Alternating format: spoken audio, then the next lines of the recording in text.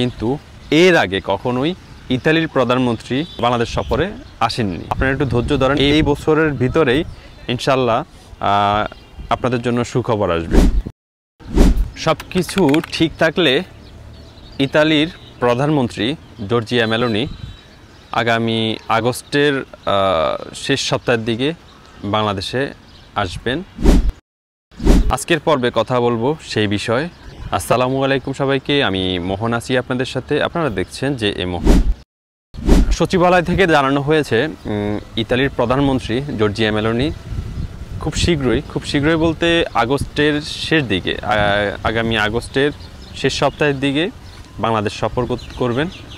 এই সফরে কথা বলা হবে যে অভিবাসী নিয়ে এবং বৈধ কর্মী নিয়ে কথা বলবে এবং বাংলাদেশের টেক্সটাইল ইন্ডাস্ট্রি নিয়ে কথা হবে।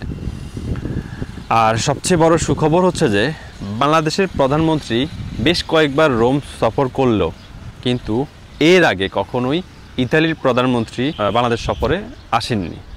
এই প্রথম ইতালির প্রধানমন্ত্রী বাংলাদেশ সফর করছেন।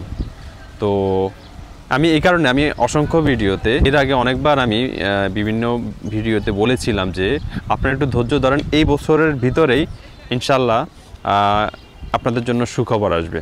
এই যারা 2023-24 পাসপোর্ট নিয়ে অথবা নুলাস্তা নিয়ে ইতালি অ্যাম্বাসিতে আটকা পড়েছেন, তাদের জন্য খুব বড় একটা সুখবর আসতে যাচ্ছে। আর সেটা সহসাই হবে। আশা করি এই বছরের ভিতরে এই সব সমস্যার সমাধান হয়ে যাবে। এবার ইতালির প্রধানমন্ত্রী সফর করুক আর না করুক, এটা আমার ধারণা থেকে আমি বলছি। আমি কোনো ইতালি অ্যাম্বাসি থেকে কোনো তথ্য পেয়ে বলছি না, এটা আমি আমার ধারণা থেকে বলছি।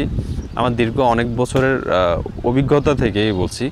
বিভিন্ন এজেন্সির সাথে কথাবার্তা হতো আমার বিভিন্ন এজেন্সির সাথে কথা এখনও আমার হয়। সেই থেকে আমার জাস্ট ধারণা থেকে বলছি যে আশা করা যায় এই বছরের ভিতরে কোনো একটা সমাধান হবে। সরকারের কাছে অনুরোধ করছি তারা যেন ইতালির সরকারের কাছে এই নিয়ে চাপ দেয় যে রিজেক্ট করলে করুক অথবা ভিসা দিলে দেখ। এখন আর এই যে আমি অনেকের সাথে কথা বলেছি যারা আবেদন করেছে, তারা 1.5-2 বছর, অনেকের 2 বছর প্লাস হয়ে গেছে। যারা আটকা পড়ে আছে তাদের আর আগের মতো ওই ফিলিংস কাজ করে না যে তারা ইতালি যাবে বা ওইরকম স্বপ্ন দেখছে না। তারা এখন টোটালি স্টপ হয়ে গেছে। তাদের এখন কথা হচ্ছে যে তাদের ফাইল রিজেক্ট দেখ অথবা ভিসা দেখ, ভিসা না দিলেও হবে, রিজেক্ট দিলেও দেখ, দিলে তারা অন্তত তাদের টাকাটা ব্যাক পাবে, তারা অন্য কোনো কিছু করতে পারবে। তাদের আর ওই যে ভিসা পাবে, ইতালি যাবে, এই ধরনের আর কোনো ধরনের চিন্তা তাদের এখন আর মাথায় কাজ করে না। তাদের একটাই কাজ যে আমার টাকাটা ব্যাক পাবো। কারণ যার কাছে জমা দিচ্ছে তার কাছে তো একটা কারণ ছাড়া টাকাটা ব্যাক নিতে পারবে না, তার অন্তত রিজেক্টটা লাগবে। অন্তত এম্বাসি থেকে রিজেক্ট করে দিলে তারপর সে তার টাকাটা ব্যাক পাবে। আর টাকাটা ব্যাক পেলে সে তখন গিয়ে অন্য কোনো পদক্ষেপ নিতে পারবে। আমি অনেকের সাথে কথা বলেছি।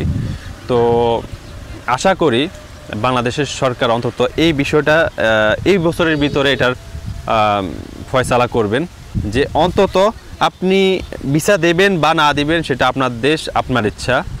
অরিজিনাল নুলাস্তা হলো যে আপনার ভিসা আপনি না দিয়ে থাকতে পারবেন, সমস্যা নেই, সেটা আপনার দেশ, আপনি যে কোনো সিদ্ধান্ত নিতে পারেন। কিন্তু এই এতগুলা মানুষকে আটকে রাখা সেটা তো আপনার রাইট না। আপনি ওদেরকে রিজেক্ট দিলে দেন, অন্তত তারা অন্য কিছু করার, অন্য স্বপ্ন দেখতে পারবে। তো আশা করি জর্জিয়া মেলোনি যদি বাংলাদেশ সফর করেন তাহলে আশা করি অনেক সমস্যার সমাধান হয়ে যাবে ইনশাল্লাহ। তো ধৈর্য ধরুন, আর একটু ধৈর্য ধরুন। আমি 100% গ্যারান্টি দিচ্ছি না, তবে আমি আমার ধারণা থেকে বলছি এই বছরের ভিতরে একটা সমাধান পাবেন ইনশাল্লাহ। ধন্যবাদ সকলকে সাথে থাকার জন্য। ভিডিও ভালো লাগলে subscribe, follow, like, comment, share করতে ভুলবেন না। আল্লাহ হাফেজ। দেখা হবে পরবর্তী কোনো ভিডিওতে।